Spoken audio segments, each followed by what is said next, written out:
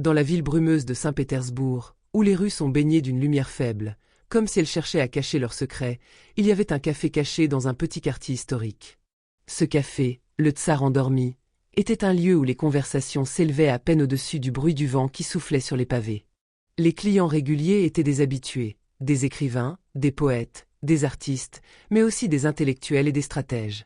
Mais aucun n'était plus reconnu que Viktor Petrovitch Baranov, un maître incontesté du jeu d'échecs. Viktor, dans la quarantaine, était connu non seulement pour ses victoires en compétition internationale, mais aussi pour son arrogance palpable. Il n'avait de respect que pour les plus grands génies de son domaine et détestait perdre plus que tout. Lorsqu'il entrait dans le café, les conversations se fanaient et les tasses se posaient en silence. Son regard froid et perçant faisait taire la pièce. Il n'avait jamais perdu face à un adversaire russe, et il n'était pas prêt à commencer ce jour-là. Un après-midi d'automne, alors qu'il était confortablement installé à sa table habituelle, une femme entra dans le café. Elle n'avait rien d'exceptionnel, du moins en apparence. De taille moyenne, les cheveux bruns, un manteau modeste, et des lunettes légèrement teintées. Elle s'assit dans un coin, loin des regards, et commanda un thé. Les clients du café échangèrent des regards curieux. Elle était nouvelle ici, et en cette journée froide, une étrangère semblait déplacée parmi les ombres familières. Viktor, qui jouait aux échecs contre un vieux rival, le professeur Alexeï Vassiliev, lança un regard distrait vers la femme. Ses yeux, d'un bleu glacial, la dévisagèrent brièvement. Il tourna de nouveau son regard vers son échiquier, ignorant l'intrus. Mais quelque chose chez elle attira son attention. Elle n'avait pas l'air nerveuse ou intimidée. Ce n'était pas une simple spectatrice. Il la sentit observer le jeu, non pas avec l'enthousiasme d'une débutante, mais avec une concentration profonde. Quelques minutes plus tard, la femme se leva lentement, comme si le temps elle-même s'était étiré autour d'elle. Elle marcha avec une aisance tranquille vers la table où Viktor était plongé dans sa partie contre Alexeï. Le bruit des conversations et des tasses tintants s'estompa, comme si l'air avait absorbé toute la lumière, centrée sur elle. Il y avait quelque chose d'étrangement hypnotique dans sa démarche. Chaque pas, mesuré et sûr, témoignait d'une sérénité rare. Elle s'arrêta un instant en approchant, ses yeux glissant sur l'échiquier, s'attardant sur les pièces disposées avec une précision presque obsessionnelle. Ses mains, délicates et fermes à la fois, se posèrent sur le bord de la table, et ses doigts effleurèrent le bois du plateau, comme si elle en percevait chaque texture, chaque nuance de chaleur. Une respiration à peine perceptible, presque imperceptible, s'échappa de ses lèvres, mais son regard, lui, ne se détournait pas des pièces. Chaque détail de cette scène semblait être en suspension, suspendu dans un équilibre parfait. Puis, elle leva les yeux, fixant Viktor sans aucune hésitation. Son regard n'était ni défiant, ni soumissif. Il était simplement serein. « Maître Baranov, dit-elle, sa voix calme mais tranchante, comme une lame bien aiguisée, vous jouez très bien, mais permettez-moi de poser une question. Si vous avez le courage, bien sûr. » Il était rare qu'on parle ainsi à Viktor Petrovitch Baranov, un homme qui avait passé sa vie à maîtriser l'échiquier et les autres. Il tourna lentement la tête vers elle, le regard marqué d'une légère surprise. Ce n'était pas l'attitude habituelle de ses adversaires. Les autres étaient intimidés, impressionnés par son aura de champion. Mais elle semblait tout sauf impressionnée. « Qui êtes-vous, madame ?» demanda-t-il d'un ton sec, le visage impassible, mais son regard perçant scrutant les moindres détails de cette étrangère. Il n'avait pas l'habitude de perdre du temps avec des inconnus, surtout pas ici, dans son royaume de jeu. « Je suis Anastasia Ivanovna Romanova, répondit-elle avec une tranquillité déconcertante. Son nom résonna dans l'espace comme un écho du passé, une référence implicite à une noblesse déchue, une lignée qui avait traversé des siècles de grandeur et de lutte. Ce nom, prononcé avec une aisance presque majestueuse, fit légèrement sourire Viktor. Romanova. Une vieille famille aristocratique dont la réputation n'était plus qu'un souvenir flou dans les cercles sociaux de Saint-Pétersbourg. Mais ce nom n'avait-il pas aussi une certaine résonance? Elle n'était peut-être qu'une héritière déchue, mais il y avait quelque chose dans son regard, dans l'intensité de sa présence, qui éveillait une curieuse impression. « J'ai quelques connaissances en échecs, poursuivit-elle, ses lèvres légèrement soulevées en un sourire subtil. Mais il semble que votre jeu manque d'une certaine subtilité. » Ce dernier mot, posé comme une réflexion distante mais aiguë, fit frissonner Viktor. C'était une critique qu'il n'entendait pas souvent, et encore moins de la part de quelqu'un qu'il jugeait sans intérêt. Alexei, qui observait la scène avec un amusement silencieux, éclata de rire. « Victor, dit-il avec un ricanement, elle veut vous défier. » Victor ne montra aucune émotion. L'idée même de perdre l'irritait. « Si vous pensez pouvoir m'atteindre, Madame Romanova, levez vos pièces et jouez, répliqua-t-il froidement, son regard déjà détourné vers l'échiquier. La salle entière semblait retenir son souffle. La tension dans l'air était palpable, une anticipation silencieuse emplissait l'espace. Anastasia, sans le moindre signe d'hésitation, se dirigea lentement vers la table, son regard toujours ancré sur les pièces, comme si elle observait une danse silencieuse entre elles. Elle s'agenouilla légèrement, prit un pion, et posa son doigt dessus. Un léger crépitement de bois, et elle le déplaça avec une aisance déconcertante. « Je choisis de jouer ici, dit-elle, son doigt s'arrêtant sur la case 4. Ce coup, qui au premier abord semblait aussi anodin qu'un simple déplacement de pion, fit une impression étrange sur la salle. Un silence lourd suivit. Tous les regards convergèrent vers l'échiquier, comme si l'air même s'était figé autour d'elle. Ce mouvement, bien que subtil, était loin d'être aussi insignifiant qu'il n'en avait l'air. Victor, en particulier, était figé, une lueur de surprise dans ses yeux glacés. Il écarquilla légèrement les yeux, conscient que ce coup était un geste réfléchi. Mais son calme ne se brisa pas. Il savait que ce type de jeu n'était pas pour les amateurs. Un pion déplacé sur E4, d'apparence insignifiant, ouvrait une série de possibilités que Victor savait dangereuses, des manœuvres qui, si mal jugées, pouvaient aboutir à un piège complexe. Il se leva lentement de son siège, comme pour prendre la pleine mesure de la situation. « Un coup qui mérite d'être vu, je vous l'accorde, dit-il d'une voix glacialement polie, mais le ton de son sourire, bien que froid, trahissait une pointe d'irritation. Mais il ne changera rien. » Il se tourna vers l'échiquier et commença à déplacer ses pièces avec une assurance qui n'était pas nouvelle pour lui, mais quelque chose dans son geste, dans sa manière de toucher le bois, trahissait une légère tension, une imperceptible hésitation.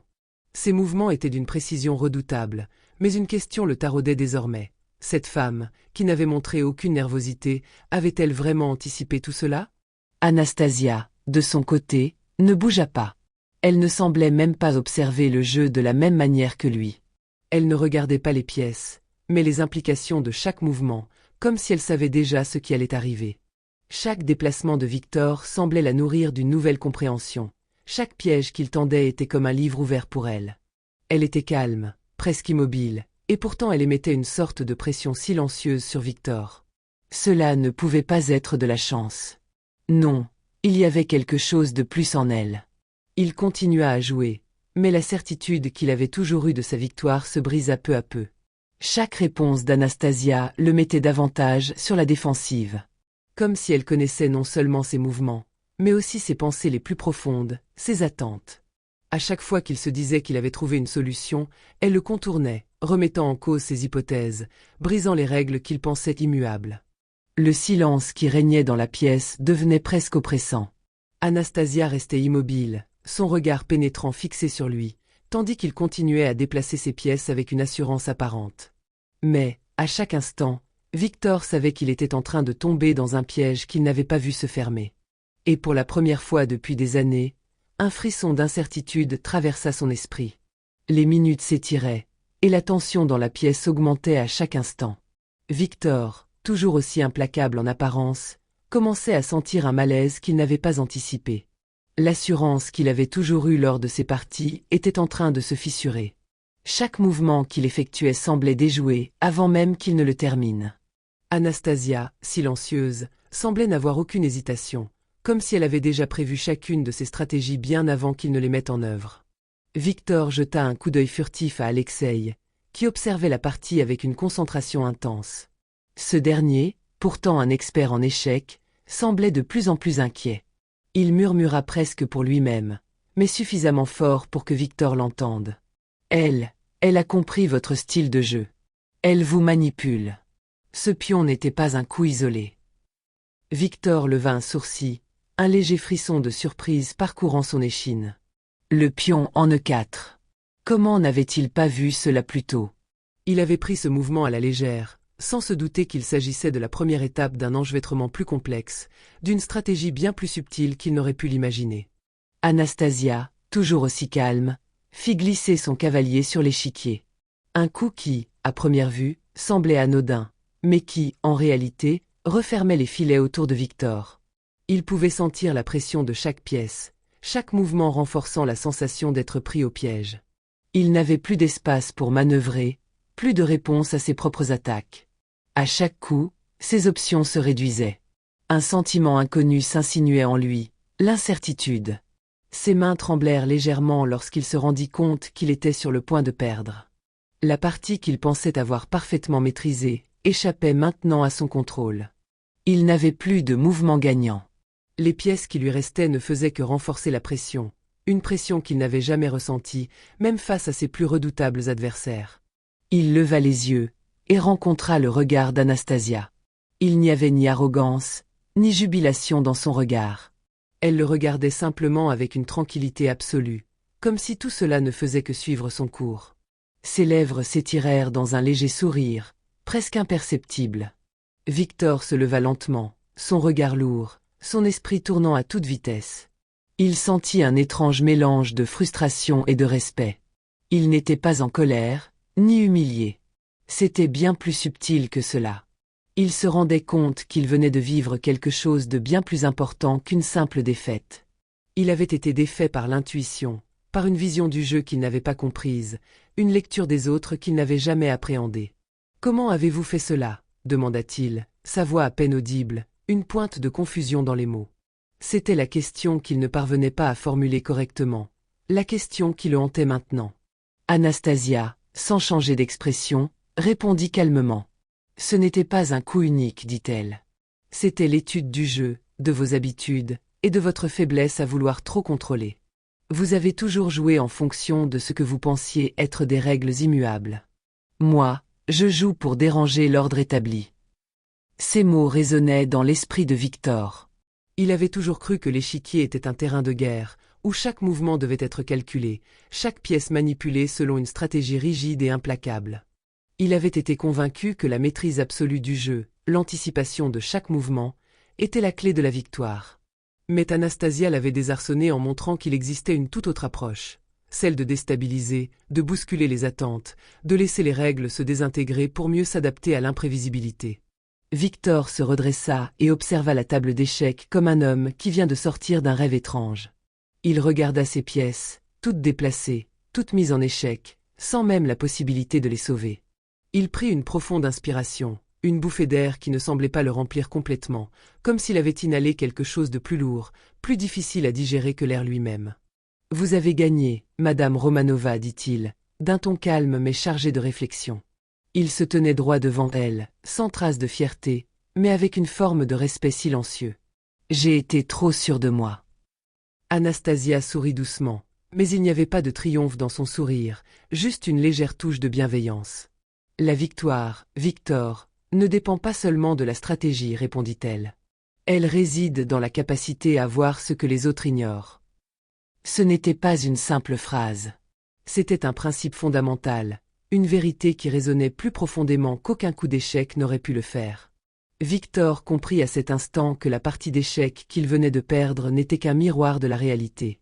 Anastasia Romanova n'était pas simplement une joueuse d'échecs, elle était une maîtresse du jeu de la vie, une stratège dont la véritable victoire résidait dans sa capacité à lire les gens, à comprendre leurs mouvements avant qu'ils ne les fassent, et à transformer les règles en quelque chose de fluide, d'imprévisible. Elle se leva alors, son manteau flottant légèrement derrière elle comme une silhouette fantomatique dans la lumière tamisée du café. Personne ne savait vraiment d'où elle venait ni où elle allait, et cela faisait partie de son mystère. Comme elle était apparue, elle disparut avec une absence presque irréelle. Victor resta là, seul avec son échec, mais aussi avec la prise de conscience qu'il n'avait jamais été aussi humble face à l'imprévisibilité du monde, face à une personne qui, sans même chercher à conquérir le monde, l'avait transformé. Il n'était pas simplement battu sur l'échiquier. Il avait été confronté à une vision du monde qui l'obligeait à se remettre en question. À cet instant précis, il chercha à comprendre ce qu'il avait raté. La victoire d'Anastasia n'était pas seulement dans le jeu, mais dans l'art subtil de lire les gens, d'observer leurs faiblesses et de jouer avec les attentes. Elle avait dérangé l'ordre établi, non seulement sur l'échiquier, mais aussi dans son esprit. Quant à Anastasia, elle disparut aussi silencieusement qu'elle était venue, laissant derrière elle un homme perdu dans ses pensées, cherchant, pour la première fois, à comprendre ses propres limites.